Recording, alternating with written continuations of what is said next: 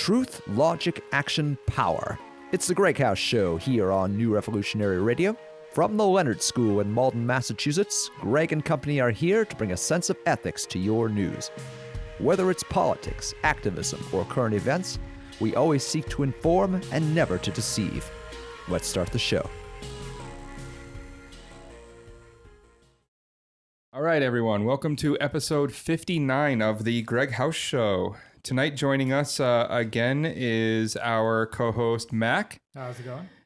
My wife, Anna, Hey, who everybody. sometimes plays me when I'm out. I don't know what you're talking about. And, of course, no Kayla this week again. Kayla Watch. Someday she'll come back. Who knows? And our special guest this week is Ted Louis-Jacques. Hello. Hi. I believe I got that right. Yes, you did. He is a local politician here who not only works with the Democratic City Committees, but also runs a nonprofit in town. Yes, I do.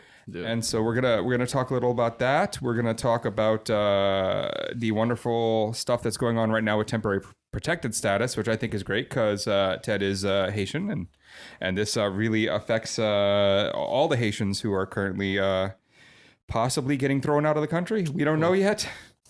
So that is definitely going to be problematic. And we'll, of course, talk about some of the EPA, some of Trump and Cohen, all the fun stuff going on. So first up, I mean, let's talk about you. So you are co-chair of Ward 7 here in Malden, and that is the Democratic City Committee. Correct. And so how long have you been in that seat? So actually, it's just been a month. Yeah. So you just got it. Yeah, we had the election last April, this past April. Yep. A few weeks ago, and we just got elected. Got co-chair with Nicole Wasallam. Yes. Love Nicole. Yes. Yes. Good friends with her. She's been on the show a couple times. She's fun. So, here we talk a lot about local politics being really important, especially on the left. Mm-hmm. Especially when we talk about Democrats, because Of course. the party itself, to be blunt, doesn't seem to care about local politics. There's a reason why so many Republicans are in power, and so many of them have all of the majorities, from the governor's houses Exactly. to most of the state senates, to our Senate, to the House, to the presidency. Yeah. It's because they focus so much on local for the last 30 years. Exactly. And so it's always nice to actually talk to someone on the Democratic side trying to do local. Right. And, to tell you this, I think that's one of my biggest issues. I feel like just how you just said it, it's because when you look at it from the state level to federal level, the Republicans control that 34, I believe, is the 34 governorship out of the 50 states, and it all starts local. And in the Democratic Party, I'm realizing that ever since the this past election of 2016, there's a rift going on between us, with the establishment and progressive, and so there's until we're able to find who our what our message is, and for it to be unified, we're always gonna have this issue. And I believe that we need to start locally. We need to, from school committee to city council to mayorship, this is where we need to focus, and in order for us to rise up and get this going. That's how you find candidates to run at the higher level. They have to start local, get that experience, work their way up the chain, learn the process. And Exactly. I think you're 100% right there. My issue has been lately that, seeing the DCCC and the DNC itself work against progressive candidates. When there's one that looks like that candidate has a good chance, the people are behind them, they might win the primary, and then the DCCC shows up with whatever candidate they could find that's more their candidate. Exactly. And then with a few of them, they've actually put up information on their own website that's opposition research against the progressive Democrat. Right. I mean, to me, I keep thinking that, sure, there's this big rift in the party that seems to be forming against the real progressives on the ground who want to fight local, and then kind of the party structure. Mm-hmm. Does that mean that it's still one party? I mean, I believe that it is one party, but it's just, again, just like anything, just like amongst siblings, there are fights. You just have to be able to hey, listen, come together at one point because Find that middle ground. Exactly, find the middle ground and be able to move forward that way. Because if this keeps going, there won't be no blue wave. You won't be able to get the House. You won't get the Senate. And I mean, hey, who knows? This president might just get reelected in 2020. Or we just have to find who our leader is on the national level. Make sure that this message is being thrust across all 50 states on the state level, and then engage the young folks and the people that the progressive that want to not take over, but really just be able to work and find these people that are youthfulness to the actual old kind of organizations. Exactly, yeah. I couldn't agree more. I mean, the big issue that we have is simply the local. You know, when you're on the Republican side and you run for, I mean, all the way down to school council, like the smallest seat with the lowest votes of almost anything there is to vote on in our democracy. The Republican Party itself, the GOP, will help fund you and raise and get you materials. Exactly. And on the Democratic side, if you're not running for governor, they probably ignore you. Right, exactly. And that's one of my biggest problem with not only with us, and again, this weekend I'll be able to voice that once I make it to the convention, Massachusetts convention that's happening in Worcester. I want to advocate for that because, like you said, the Republicans make sure that whatever candidates that they have on the city council or the school committee, they're supporting those people. We don't do that in the Malden Democratic City Committee, nor do we. I mean, so that's one thing I want to make sure that, hey, we're able to push that because, like you said, if these are the people that will make change happen in your life locally, where it really affects you and your kids and your elderly family or just your family in general. So if we're able to get the MDCC to support and endorse candidates of democratic values, progressive, then we'll be able to see like, hey, look, these are the candidates that we want to support. We want to make sure that we push them forward and get them elected because that's how we're going to continue this change that we want to see happen. If not, then it's we'll just have to see what happens.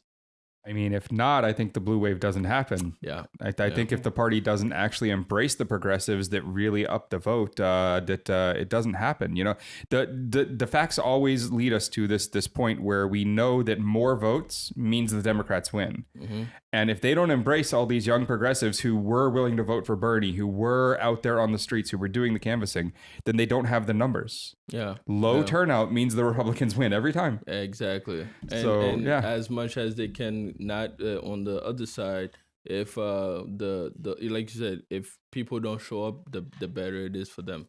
Yeah, they work hard for voter suppression. They don't want you to show up. Actively seeking. Actively seeking. Yeah. So you're working now, here in local politics, of trying to, get some of, I guess you have an agenda, like some things that you really care about that you want to focus on. So, what did you actually take this position for? So so I'll just give you a little background about myself, sure. And we'll come full circle as we go on with this. So I grew up here in Malden, so I've been here for about 19, 20 years. Our family moved from Haiti. Listen, I'm not sure how my uncle found it, but he moved from Haiti and he just found Malden, Massachusetts. And came right here. And this is where we all have gone through. See, my brother, my sister, my cousins and nephews, my kids now, they're all going through the Malden schools. I graduated from high school, went to college. I was fortunate to play college basketball for 4 years. Nice. And, studied criminal justice, picked up a minor in state and local government. And that's how, that's when the switch started to happen for me to focus on advocating for others. Mm-hmm. And that was in college when I ran for senator of Student Government Association. So I was a senator in school. That went well. I liked it. I enjoyed advocating for not only immigrant students, international students, minority students on campus, just every student that any issues that they were having with the schools, or if it was financial aid, they couldn't afford something, I'd be like, hey, listen, let's go see the financial aid director. Let's talk to them. Maybe you can get a work study for you to be able to pay that $1,000 that is stopping you from completing the last 2 semesters for you to get a college degree. So I went to Monterey College. That's conversation for another time. We just shut down. You know what I mean? Yeah, and then so that brought me back to Malden and really said, hey, and my sole goal was to say that for all my teachers and coaches that have helped me get through where I am today, and I want to just be thankful and figure out a way for me to give back to the community. And at that time, there was the election going on for mayor with city councilor, Christensen, and that was running against Fallon. Yep. So obviously, Christensen won. Christensen won. I worked on that campaign. Was part of the transition team. Big fan of his. Yeah. Then I began working in his office in 2012, and so that was my start to, I guess, my introduction to local politics and local government. And while at the time I served as his constituent services representative, where I was in charge of the youth and the Haitian community to be the liaison with them. In 2013, we opened up the Malden Teen Enrichment Center, MTech, which was a great, just phenomenal place, phenomenal idea. Again, a safe place for the kids to be after school between the hours of 2 to 9. Parents loved it. We loved it. The community loved it. The kids loved it. And, you know what I mean? So that's a space for them, they can do their homework, play video games. We always walk by seeing them playing ping pong on the table right there by the window. I love that ping pong table. Right? Our offices used to be right across the street from there. So we were right above the Dunkin' when it went in. And then we were, we used to watch it as it went up. I will say the building is great on the inside, but, I hope they fix the outside a little more so it stops falling on people. Yeah, they're working on that piece right now. Yeah, I saw the scaffolding going up, You mentioned working for our mayor, and we've mentioned him a couple times, but I love telling people, that the most time I see my mayor, the most often I see him, he is outside walking the streets, picking up trash or talking to people. Yep. And the most time I've spent with him, even though I've been in his office multiple times and sat with him in conference rooms, the most time I've actually spent with him is like at restaurants when he just sits there waiting for anyone who wants to come talk to him. Yeah. He's just the most engaged mayor I've seen. Yeah. And that's one thing that, I appreciate about Mayor Christensen is just that he is out and about in the community, getting to know folks, getting to know people at school events, sporting events, all time. Did you see him at the accident on Pleasant Street? When was this? There was an accident like a week ago? 2 weeks ago? 2 weeks ago, I think. Yeah. I happened to be walking down Pleasant Street, and there were a bunch of cop cars and a fire engine, and there's a car that's obviously been in an accident. And there's the mayor, like, full three-piece suit, sunglasses, holding somebody's baby. Yeah. While she's dealing with her car that needs to get towed. And right? that's the type of guy he is. That's the type of leader he is. He leads by example, and I think that's one of the things that you probably learn a lot working for someone like that. Yeah, that I got exactly working for him. Yeah. So after the teen center, that's when I joined the service. I joined the Army, and my 2 reasons for joining was it was after the Boston Marathon bombing in 2013. What resonated with me is once I was watching it at a Starbucks TV, and I saw as the runners are running away, so to get to safety, there comes the men and women in uniform and the first responders jumping in and going towards the chaos to get more people to safety. And I, at that time, was looking I was lacking maturity in the discipline in my life and working in local and state government. And I needed to get that piece. And I said, hey, listen, I have to be part of something that's bigger than me.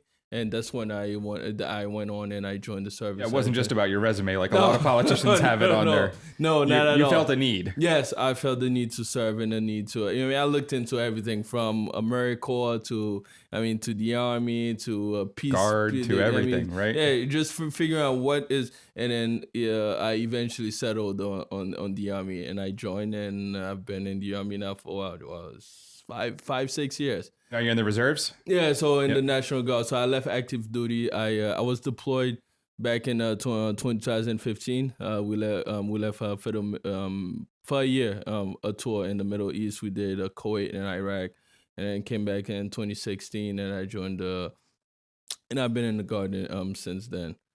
Good stuff. So, so that's that gets you here back in Malden. It gets me doing back more here in stuff. Malden, and that's how we started the nonprofit. You started a nonprofit with some very specific goals here locally. Yeah, so and which is all about education and giving back to the community. So because while we were away, what we did is me and a couple of my buddies, we put money together, we sent it back home, and we said to our coach, hey, give this to a deserving student that may need it, that's gonna go towards that's gonna go in college or life after high school, that's gonna be helpful to them. And once we came back, we presented the scholarship at the MLK luncheon that happens annually here. That's held by the North Shore Black Women Association. And from there, in last year, that's when we started working on seeing how we can establish this nonprofit, which is, again, youth development and youth leadership. And it's all about getting the next generation of leaders ready to, for life outside of Malden. So with one day, the hope that they can come back to the community and work and serve as teachers, firefighters, police officers, city councilors, mayors, etc. So that's the goal and the hope of Malden Rising Leaders. And you're registered. The nonprofit has gone through. You're all set. Yeah, we've registered with the state. We've followed all of our paperwork. Right now, we're just waiting for one signature for our 501c3 status. Yep. And then once we submit that in, we'll just wait to hear back from the results. And hopefully, I'm hoping by the winter of this year, we'll have our 501. When did you file? We established. So it's been a year since we've established the nonprofit with the state. The state one. Yeah, the state one. So now we will file in next month in July. For the 501c3. For the 501c3 status. We filed for one of those almost 6 months ago, and it took just almost 4 months for it to come in. And we were told it was going to take 6 months to a year. Yeah. It came in like about 3.5 months in, and I didn't believe the letter for a second. I had to read it. Like, is this right? okay? Thanks for sending it awesome. early. That's great. Thanks, guys. Yeah, that's what we need to send back. You needed to come back early. Yeah, and tell our board of directors and let them know about this piece. And do you work with anyone specific? Honestly, like the local high school or the local like. We do. Yeah, so we work. The board of directors is made up of all Malden High graduates, which we're lucky to find. Our vice president Christy Magra, she's a guidance counselor at the high school. Carl Carl Dennis, she graduated from Malden High. Nice. Let me see. I don't want to miss anybody else, but from Amanda to Chanel and Mecca. So they're all folks, from the city of Malden, and now we're just going with the nonprofit moving forward. So they all believe in education and giving back to the community, and that's how it's. So tell the audience the name of the nonprofit, like the full name. Malden Rising Leaders Inc. Malden Rising Leaders Inc. And does it have a website yet? Yes, we do. So it's www.maldenrisingleaders.org. Leaders. Plural. Leaders, yes. MaldenRisingLeaders.org. So Yes. we're going to send that out. We'll send it out on the social, everything. So, nice. so the fans actually get Awesome. it. This is great. One of the reasons that we actually ended up living here was we did a lot of work. We were out in Billerica, and we wanted to find an area where we thought the school systems were doing good, we're working towards better things, and where kids were graduating with a future, and we needed to find that in our budget. So it wasn't like we were going to get to go to Lexington or something like that, where they just have too much money. and so we came here specifically for that type of a thing, with our two kids, and I think we've been pretty happy with it so far. It's been great. I grew up out in Western Mass, which, it's been a really fun experience. But I have learned coming to Malden that it definitely was a little more segregated where I grew up than it is around here. I think we've mentioned before on the show, Malden is a very diverse city. I think statistically the most diverse city in Massachusetts. It is. And the high school, I think it's up to 75 different languages are spoken in the homes of Malden High School students. Correct. Yeah. I believe it's amazing. Over 50 different countries represented, over 70 different languages spoken. And it's, I believe, home to the most diverse school district in the Commonwealth. So that's something very to be proud of. It's an interesting place to live, and it's really, really great to hear the stuff you're working on. You work obviously with a lot of the minority communities, so I'm sure you work a lot with just specifically the Haitians in the community. Yes, I do. And one of the things that we wanted to talk about tonight was the temporary protected status. Has anyone that you've been working with, are they here under that, or have you talked to people involved with this? I've myself directly, I've not been working with anyone that's directly with affected by that. But of course, we know of friends and other folks that I mean, just they're scared because they don't know what's going to happen. How many days do they have left in the country? Exactly. One today can be they have a few weeks. Next week they have a few months. Then I mean that changes. I mean, so that's makes it really hard to just even go to work during the day. I spent a short amount of time of my life waiting, not knowing every day whether I was actually going to end up in jail because I was a dumb teenager. And that stretched out for 7 years. Oh. And I didn't know every day whether I was going to be out or in. And I was still supposed to just be working a job and living my life. And it for different reasons, it's the same feeling, though. You don't know every day how much farther in the future should you really be building for right now? How much attention should you be paying to your local area, and everyone around you? Do you even keep up a girlfriend? It's so many things that make it really hard. But I spent 7 years in that similar kind of mindset. And it is the worst. That is tough. I mean, just it's just not right. I mean, that's just the word that I can just boil it down to. It's not right. It's wrong. It's wrong. We have folks that have been here for many years, 20 years plus, and now all of a sudden you're telling them that they have to pack and move to a country that they have no idea where. A lot of the kids don't. I mean, they were never there in the first place. They were never there in the first place. So, for the audience, the temporary protected status was brought in as part of the Immigration Act in 1990. Congress established a procedure by which the Attorney General may provide temporary protected status to immigrants in the United States who are temporarily unable to safely return to their home country because of ongoing armed conflict, the environmental disasters, extraordinary temporary conditions. Pretty much anything that would make you, say, lose your home or be scared to go back to your home is going to get you the ability to come here if Congress has, listed your nation. And early on, it's actually done by Department of Homeland Security now. DHS now has that. DAG, and then powers got reshuffled when they created Homeland Security. So right now we have 10 nations under TPS, temporary protected status. We have El Salvador, Haiti, Honduras, Nepal, Nicaragua, Somalia, South Sudan, Syria, and Yemen.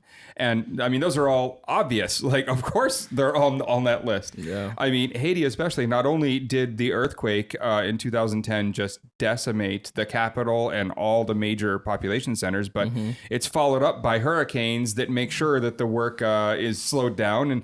And that's, of course, compounded by the fact that all of the major nonprofits taking all the charitable money weren't really spending it there. Like the Red Cross's billions they took in and the 6 houses they built. Right. They say they spent hundreds of millions, but I don't see where. And in fact, either does anyone else. Well, they took 9% off for management, then dispersed it to the other nonprofit that took 20% for management, hired a bunch of U.S. contractors to fly there, paid them emergency rates for, weeks on end instead of hiring local contractors to do the work. And ended up spending, $33,000 per housing unit to build a house instead of a fifth of that to use local contractors. So, I mean, the nonprofits just wasted every single penny they could. It was a penny out of every dollar, basically, was all that was actually spent in Haiti. 1 penny out of every dollar. That is sad. 99% inefficient. Like, how do you run a nonprofit like that? I understand that above all, you have to give the Red Cross a little bit on their efficiency score because they're the only one large enough to say have a hospital ship. Yeah. And those are expensive to maintain. So you can keep a 50 even where I expect everyone else to be well above 80. But they're keeping a 10 right now when it comes to Haiti. Their efficiency scores are horrible. And now, this area that, none of that money went to rebuild, all of a sudden, our government wants to send thousands and thousands of people back to if they revoke this status. And what I still don't even understand how you have the status of the children. I mean, sure, they're here, under this TPS. Well, a lot of cases, people came here and then had children born here, so those children are U.S. citizens and can stay, but their parents can't. Well, a lot of them also had children with Americans, right, but didn't marry. I've seen a few interviews with people who were in that state, and so now they're thinking, well, we want to marry, but they think, of course, the government's going to look at that and say, you got married for a green card, and we don't allow that. So it's absolutely crazy. And of course, welcome to Trump's America. We talked previously about how we now know, of course, that the administration came looking for excuses for how they could justify removing Haitians from temporary protected status. And like their own internal staff assessments were like, whoa, no, this is a terrible idea. Like they still haven't recovered from anything. We stood like, what are you doing? An internal DHS staff report says, quote, many of the conditions prompting the original January 2010 temporary protective status designation persist, and the country remains vulnerable to external shocks and internal fragility. So basically, every reason we gave them to have the TPS still applies, and we shouldn't take it away. And then yet, DHS management, the people at the top, are not still sufficient. Gonna do it. That's that is interesting. We keep running into this, though. I mean, we keep running into everyone in our current federal government in a position of power being opposed to what a lot of the people below them believe. And it's because all the people at the top of these places have been appointed by Trump and the Republicans with agendas that only serve either, of course, their wonderful racist needs or worse, I think, their both commercial and racist needs, such as supporting the Koch brothers or anyone else like that. It's crazy.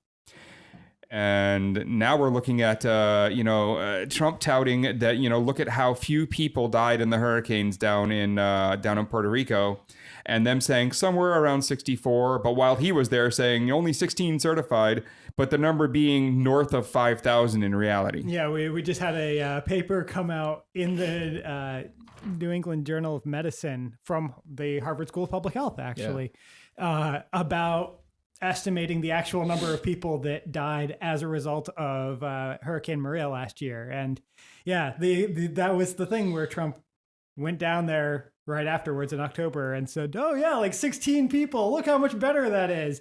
And now we have this thing, they're like, well, according to our study, it's more like 5,700, which... Yeah, just a little difference there. 16, 5,700. But Trump's supporters are going to believe the 16 number. Meanwhile, of course... There. Here it is 8 months after the hurricane where they, all lost power. And just yesterday, or just today, actually, the new CEO of Puerto Rico's Electric Power Authority told the Associated Press that it could take another 2 months to fully restore power across the island. Almost a full year, and after the next hurricane season has started. And these people are American citizens. Yes. Puerto Rico is part of America. Every time they don't understand that, like the. I feel like you need to say that every time it comes up because people treat it like it's this. Oh, it's just one of those islands full of brown people we don't have to care about. Like, no.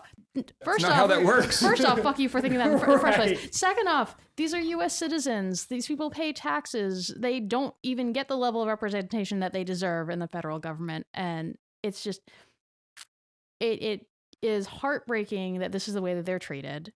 I really hope we have a Democrat in office, at least when they actually go for statehood. Yeah. Just because I don't think a Republican's going to allow that through. No, it doesn't seem likely. Go to statehood, the U.S. collapses, and they go on their own, one way or the other. Right, either way, really. Then we have, now Trump this week is pardoning our, and this guy's horrible. Dinesh D'Souza is, So he funnels money into campaigns in ways that you are totally not allowed to. Just blatantly, Blatantly breaks the law, federal laws, elections laws, and is known to have broken many others.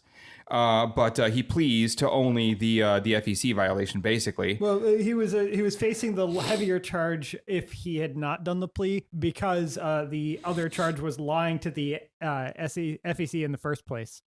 And so instead, he only pled guilty to the illegal campaign donations. So he actually encouraged friends to and other businessmen to donate to a specific campaign. And said that he would give them said he would reimburse them, which is basically the same as he put in that much money, which you can't do. Super. And this is the person that Donald Trump has chosen to pardon, along with his other pardons, the wonderful Joe Arpaio and Scooter Libby. Which is that's such a perfect trifecta, because, you know, Joe Arpaio was convicted of contempt of court because he refused to follow court orders about, you know, these people have civil rights. What the hell is wrong with you? So that one was an attack on the rule of law itself. Scooter Libby leaked classified national security information. So we have an attack on U.S. national security. And now we have someone that was convicted and pled guilty to campaign finance violations. Also, while the president's personal attorney is under investigation and quite likely soon to be indictment over campaign finance violations. Well, next up, he's going to probably pardon good old Rod Blagojevich, who tried to sell a Senate seat. So executive who went to prison for corruption charges. Sentenced to 14 years. I wonder why he might be interested in Maybe a he wants to set a precedent that, politicians who go to jail get out early for some reason. Who can say, right? So now we are also in a wonderful trade war with people who we said we might not go into a trade war with. And also our own allies. Wait, I thought we were just in a trade war with China. Do we have more now? Oh, yeah. Everyone. So everyone. He went after steel and aluminum tariffs against Mexico, Canada, and the EU. No, not Canada. Mexico, Also Canada, the and the EU. EU. The EU. They have all of our decided major trade to go to the partners. WTO and file suit and say, what's wrong with these people? European Commission President Jean-Claude Juncker says, it's a bad day for world trade. U.S. leaves us no choice but to proceed with a WTO dispute settlement case and the imposition of additional duties on a number of U.S. imports. We will defend the EU's interest in full compliance with international trade law. This is protectionism, pure and simple. So just calls it out as protectionism. I like to, Justin Trudeau actually was just like, let me be clear. The tariffs are totally unacceptable. Yeah, just unacceptable. Look, you cannot mess with Canada. The last time we messed with Canada, they burned down our White House.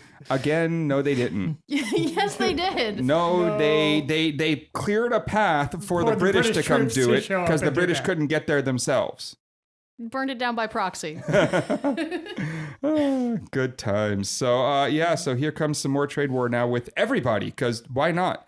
My question, is, does he believe that we still have the capacity to produce those materials at the rate and quality that we need? Because we don't. Those industries are really gutted. I legitimately just don't think he's even considered the question. Because, the problem with these tariffs and cutting off a lot of external imports are that would be fine if first the work was done to rebuild that industry so we had the capacity to replace it locally, which we don't. And with this is 10 just or dumb. 15 years of work, maybe could if it was like a lot of people need to viable. be put through specific trade schools just to be able to do some of this work. So, the most fun one though is Donald Trump has said that he is working on banning all German luxury car imports. Well, he at least threatened to, at a minimum. Yeah, so all of you people who like German sports cars and luxury cars, I don't know.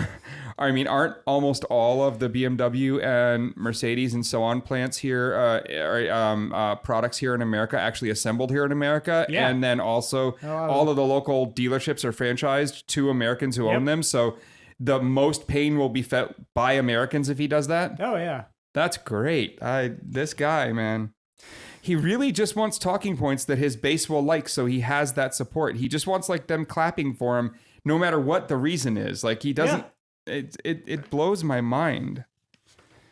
And of course we have, I mean, we could talk about the EPA nonstop. Every week they do something else dumb. And I mean by dumb, just, against. I don't even think dumb is like a sufficient term, because it's like actively malicious consistently at this point. Yeah, they want to produce, they want to, remove restrictions on things so they can use rebuilt diesel engines now. Yeah, and they used a study that was outright funded by a company that manufactures the trucks with the rebuilt diesel engines.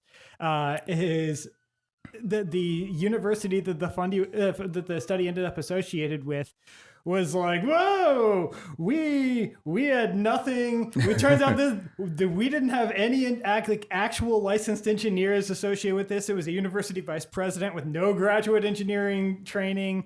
Don't use that study. And the EPA, of course, cited it anyway, because that's what they do these days.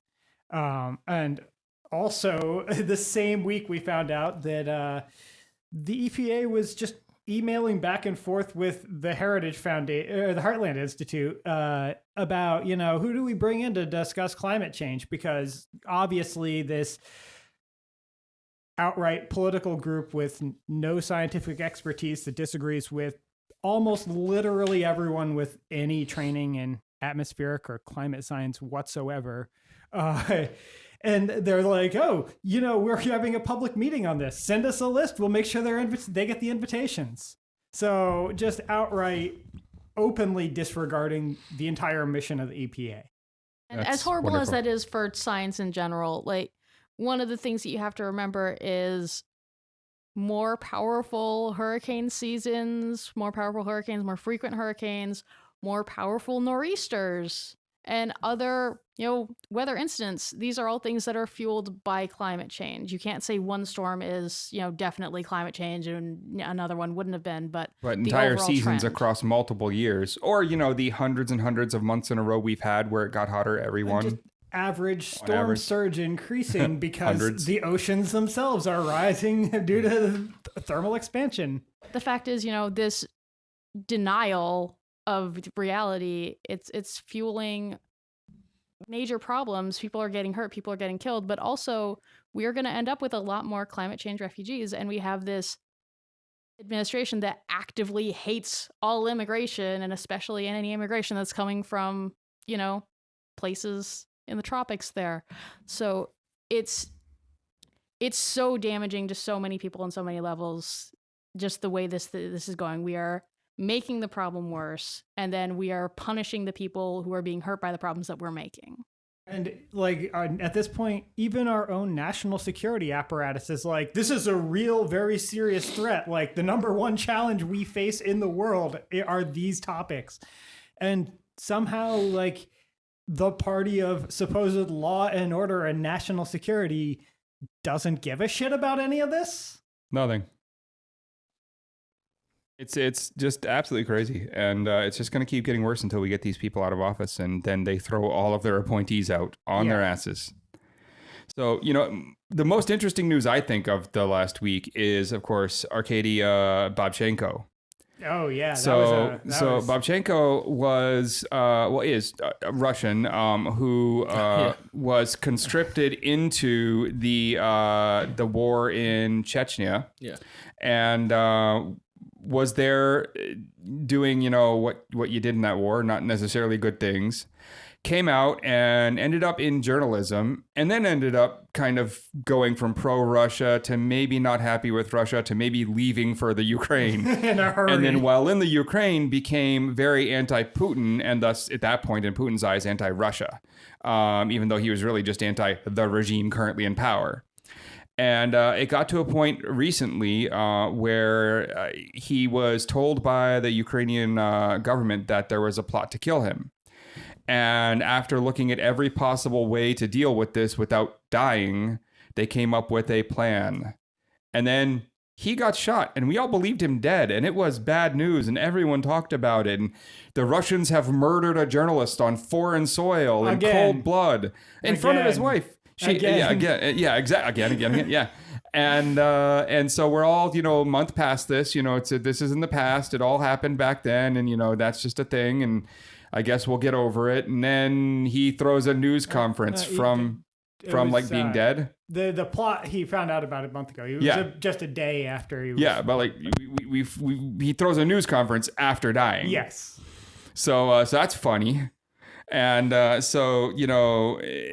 the worst part about that at all is that, his wife had to be the one that found his body, dying. And then, they take him off in an ambulance without her. And, and she was not in on the plot. No, he couldn't so tell she thought anyone. he was shot to death for that whole night, that whole day, was sitting there grieving.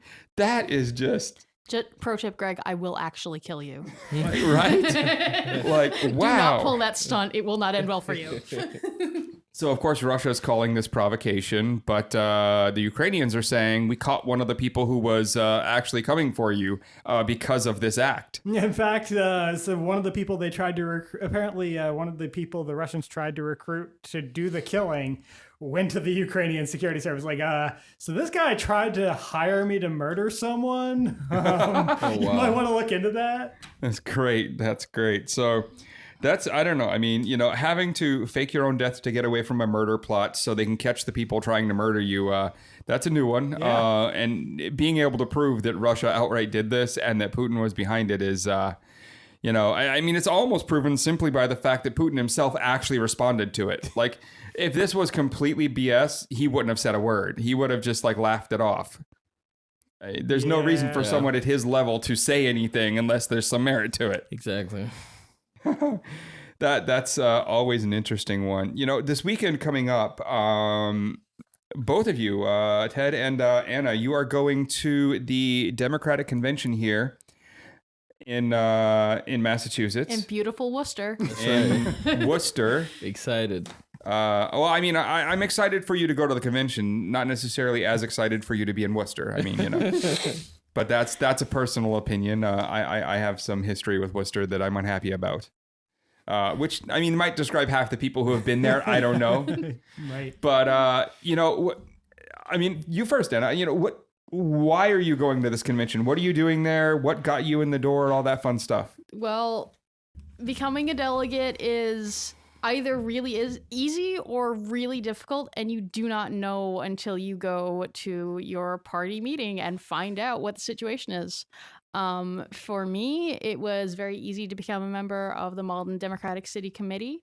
We do things by ward here, so the hard limit on how many people you can have as voting members, it applies to each ward, not to the entire city.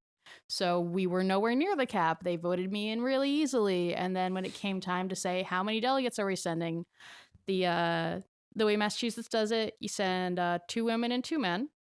And then there's a couple of other just automatic seats that go through.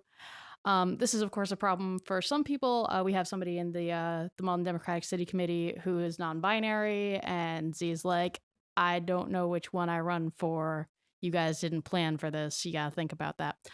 But again, for me, it was super easy. There were 5 of us sitting at a table. One person was like, I would rather be a delegate than I would rather be an alternate than a real delegate. So we just wrote the names. There you go. And all voted unanimously. But in Ward 7, where Ted is, there were a lot more people, and a lot of people were interested in being delegates. So there were these really contentious votes. How'd that go? You can speak to it probably more than I can. I think at first I was a minority delegate, and that's how I was able to go. And I didn't get much trouble, but there was a lot of people that were really interested in going, and they might have been part of the issues that Right. is referring to. A friend of the show, Zaida Ortiz, she's also in Ward 7, and she tried to go through the voting process, wound up getting knocked out by some other folks, and then she had to go through the process to become what's called an add-on delegate. Yeah. The Massachusetts Democratic Party has a quota for we need this many LGBT people and this many Hispanic people, this many people of color, and this many youth voters. Which they count as under 35. So technically I tick that box, which is really weird when you're a mother of two and you're like, I'm a youth voter. So it's basically if you can't run for president, you're a youth voter? Yeah, I think it's just because the Democratic Party runs really old. Yeah. Well, yeah, but I mean, they've done that on purpose. They've built their structures in a way where the old people get to use it as a social gathering and don't actually get anything done and fight off the youth getting in by the way they've designed it. It's really interesting. It depends on the city that you're in. In Malden, we had, it's very different by ward. We had some people who, Warren and Stee are two people who just recently became members of the Malden Democratic City Committee after trying for over a year because the ward they were in, Ward 2, just did not have their shit together. They finally pulled it off, though. I'm in a much smaller ward, but like the people showed up, so we got quorum. They voted me in. It was no problem. It's when you as listeners go to join your Democratic or Republican or whatever committees, you won't know until you walk in the door what type of situation you're going into. I've worked with the Arlington Democratic Town Committee. They only have 35 voting members. That's all they're allowed to have, and nobody will step down. And I swear there's something in the water because these people don't die. Like they just stay there Their forever. average age is like 70. And so you have, interested, engaged younger voters, maybe not even, youth voters by the Democratic standards, but, people who want to start getting engaged in the party and getting engaged in the process and can't. Right. Because the door, it is full, it is stuffed. But, in other times, it's the easiest elected position you could go to. Yeah, exactly. And to something we were talking about earlier, Ted, that's on the Democratic side. Go to the Republicans ones of these, and every city's run the same way. There isn't this thing where Malden runs this way and Arlington runs that way. They actually have a set of rules of how they run them that's handed down from the very top all the way to the very bottom. Mm-hmm. And every single city, their committee runs the exact same way, and they don't have those issues. And every single one of those committees works very hard. Their main goal, I was on one, by the way, on purpose as a fun thing in Chicago that I did. And their main goal is identifying young candidates that they can run. And especially they look for ones where the family can prop that person up so they can afford to get the seat. Because a lot of times you can't afford the time because you need a job to pay your bills. And I don't see much of that going on the Democratic side, but, it's easier over on the Republican side because they have so much structure from the top down enforcing how even the local cities run that what happened in Arlington there, that can't happen with the Republican side of that. It's not possible. And that's a big problem on the Democratic side. Right. Yeah. And, going back to what you were saying, it's just like about finding candidates, finding the right candidates. Like, who do you, and, once you have somebody that's ready or like, the first thing is, are you willing to run? Exactly. I mean, so there's that piece. I just coming here earlier, I was listening to NPR. I'm trying to remember the state. What is it? I think in Georgia. That it is. You have the two women running for governor. Governor, yeah. And possibly the first black governor, yeah. Exactly. Female governor. Right, female governor. So you have, I think, the Battle of the Stacys, they call it. Yeah. Something like that. But the thing is, like, when you have young progressive that are willing to go out there and do the fight, but the party has their own people that they try and push forward.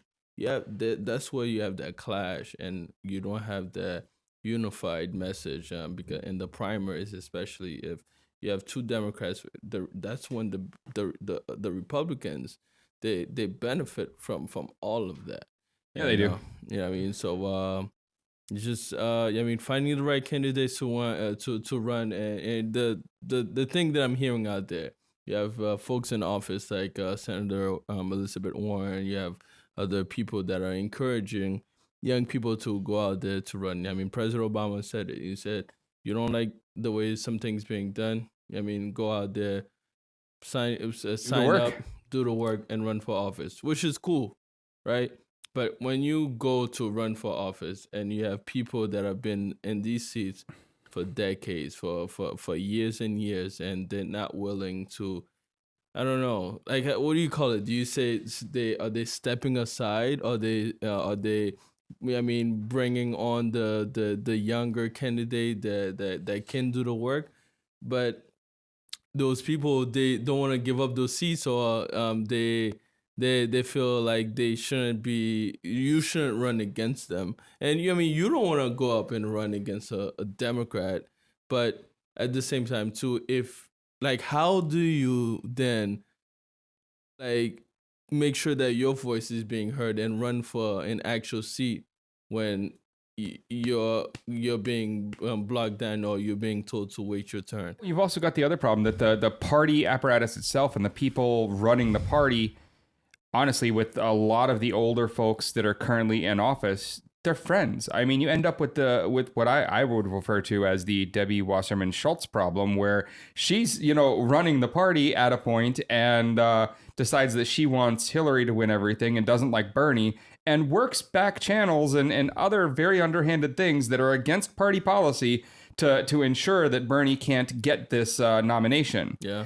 And without that, I think he does actually take it personally. That's my personal opinion. Right. And we can have the argument about him being an independent or whatnot, but his people were progressives, and that's the people that the Democrats need to go forward. They lose the progressives, they lose the party. I mean, that's most of the youth that would find themselves on their side. Yeah. Yeah. And so you end up with all these older people like Debbie Wasserman Schultz, fighting for the old school politicians to hold their power. And all that does is hurt their footing with the progressives. All that does is make more people not want to work with them anymore. Right. And it also disheartens the ones who thought they might run because, well, the party's never going to support me. Exactly. I mean, we can see clear example of that in Boston with Mike Capiano and Ayanna Presley. I can't believe that happened. For people who haven't seen this, people who aren't Massachusetts voters, we have one of our representatives has a primary challenger. Mike Capuano is the one currently sitting on the seat. Ayanna Presley is a black woman who's been on the Boston City Council. She's the first black woman on the ever elected on the Boston City Council. Yep. And she is fantastic, and she has progressive, lots of energy. I don't particularly dislike Mike Capuano. I don't have any big problems with him, but I do now. He's mediocre. I didn't before. Now I do. He's kind of okay. I like his email updates. Like, even though he doesn't represent me for like a little while, the districts were different and he did. But, or maybe I just misread something and just went with it. Who knows? It's been a while. But the Democratic national apparatus, the establishment, sent a whole bunch of black people down, like, from Congress to say how like John Lewis, to say how great exactly the establishment man is. That was a bad look. So you have Congressman John Lewis obviously supporting Mike, coming to church to tell people not to vote for the black woman. All of the what? Top Democrats in Massachusetts are supporting Mike. So I think so something, and when you have the Congressional Black Caucus endorsing Mike, that just sends you a message. That it shows you. It shows you that they don't want progressives winning. I mean, so I don't know. Is it like they don't want progressive winning, or I'm not sure what. You said something earlier, and it resonated with a lot of other experiences I've had, and I think it plays here too. You said, people doing the wait your turn. Exactly. And that was something that, Zaida heard when she was trying to join the MDCC. Like, oh, you have to wait. We had to wait 4 years. No. Gregg, when I met your mother, like, we did not super get along, but her strongest criticism of Hillary was she acts like she's entitled to the presidency. And there is this attitude across the Democratic Party of people thinking, if I do the things right, then I have earned this spot and I deserve this thing. And it's this wait your turn, I'm sitting here now attitude that needs to go. Yeah, I mean, and I'll tell you this, I do not believe in it.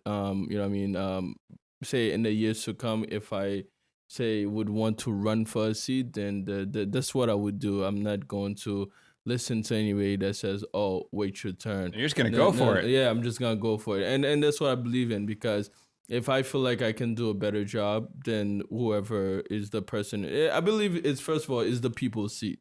It's not yours. Every 2 years, every 4 years, we the people get a chance to say, hey, these are my values, or this person represents me better than what you did, and that's who I want to support. It's not, I mean, it's not Congressman Mike Capuano's seats. It's not.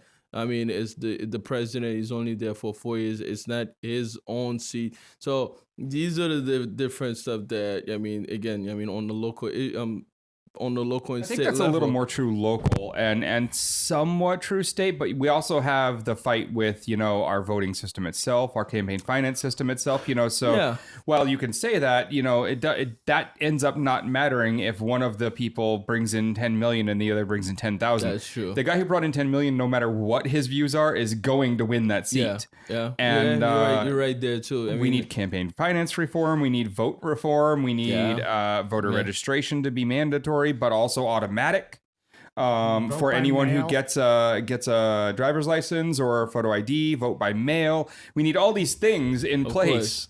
And you can look at all the other various countries, like the Scandinavian ones, with their various ranked choice voting, and we have Voter Choice MA, which is a wonderful local nonprofit working to get ranked choice voting in place. Adam Freeman. Love them, and I want ranked choice voting. But the thing that I look at when I think of campaign finance reform is England and their maximums. You were only allowed to spend this much, so it doesn't matter, and it's public funding. So it doesn't matter if the Koch brothers want to find a way to funnel you $10 million. They can't. they can't do You it. spend more than that $2,000 that month, and you're in trouble. Right. Yeah, I mean, so again, going back to it, it's just like, when you see that, where, I mean, I think the thing that people are saying, well, the Democrats in Massachusetts are saying that, well, Mike has been a good supporter for us. We don't have any issues with him, and he will be in leadership position. Say this blue wave comes around. Right. So that's we need the experience. Exactly, they're saying that we need the experience. It kind of reminded me of college. Once I graduated, before I could get a job, they said, well, you need to get a college degree. So once I got the college degree, I'm like, all right. I'm here now. It's like, well, now you need the experience. I'm like, well, I mean, how does that work? How does it work? How am I gonna get the experience? Right? I mean, if I'm not there. So, and I mean, I'm not. I don't know Mike Capuano or Ayanna Presley personally, but again, it's just something it that shows what's going on. Exactly, it just popped up in my review. I'm like, what is that about? To say that? I just thought it was a bad look. I mean, if you're literally trying to show that the establishment is behind this one person. Just because that person's opponent happens to be black doesn't mean you need to parade a bunch of black people in front of the audience to say the white guy's good. Yeah. That is some weird kind of racism that I don't fully grasp what exactly you would call it, because it's not like reverse racism. It's something else, but it felt very wrong, and I don't think they realized what they were doing when they did that. But I looked at it like that isn't right. And now they're just talking about identity politics. I mean, so it just goes on and on, whatever it's of that is being set out there. So So, we're coming to near the end here of the episode, and I want to say, you've got this nonprofit. Yes. Do you have any current agendas? Anything you're working on with the nonprofit? Anything you want to tell the people about that the nonprofit's doing? Yeah, which is pretty cool. I'm glad that you kind of mentioned the whole voting thing. So our social justice project that we'll be working on this summer is that seeing how we can change the voting age from 18 to 17 to allow high school students to vote. You know what I mean? So again, with all the different activism going on around the country, from Parkland to gun control to all these different issues that our young people are bringing up, we're seeing how, hey, listen, if the voting age is changed from 18 to 17, where high school juniors and seniors that are really interested in participating in their municipal elections want to vote, then we should allow them to vote. I believe that Lowell tried something like this. I have not read much more of the details of what they this is a focus you're gonna take. Yeah, but there's a focus that we're gonna take this summer, and that's gonna be our project. It's an energetic group of people who can get involved. Who, if you need people out there canvassing or doing anything else for you, exactly, they're the right age group. Right, exactly. Yeah. I mean, so that's what we'll be working on, and at the end of the summer, we'll do a presentation to our state legislator, the mayor's office, the city council. in the school committee to see how we can. So are there statewide, current regulations or laws in place that would stop that? Or is that the research that needs to be done first? There's the research that we have to do. Maybe you have to change that first and then work your way down. Yeah, I think it's something like that has been done in communities in Minnesota and throughout California. I just said we just are gonna look at the. I love it.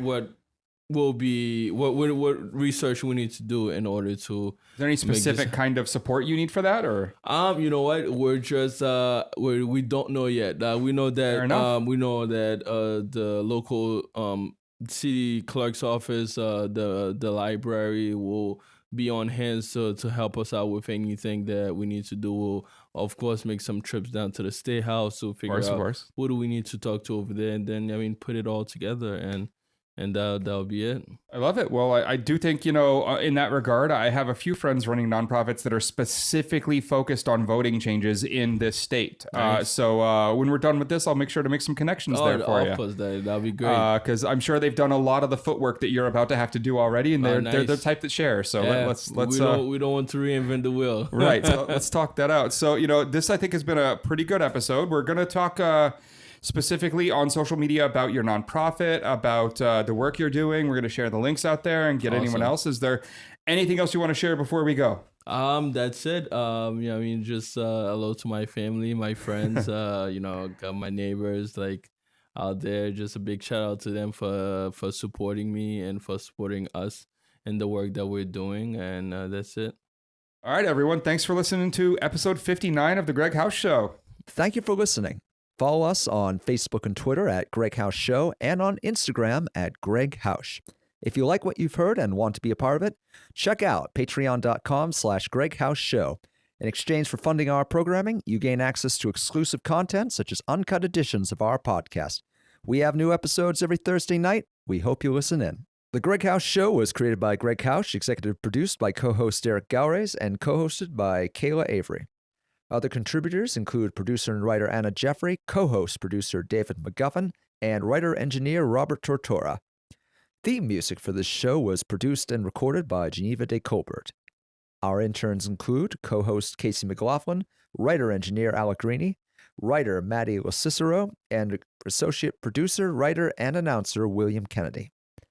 You're listening to New Revolutionary Radio, your call to action.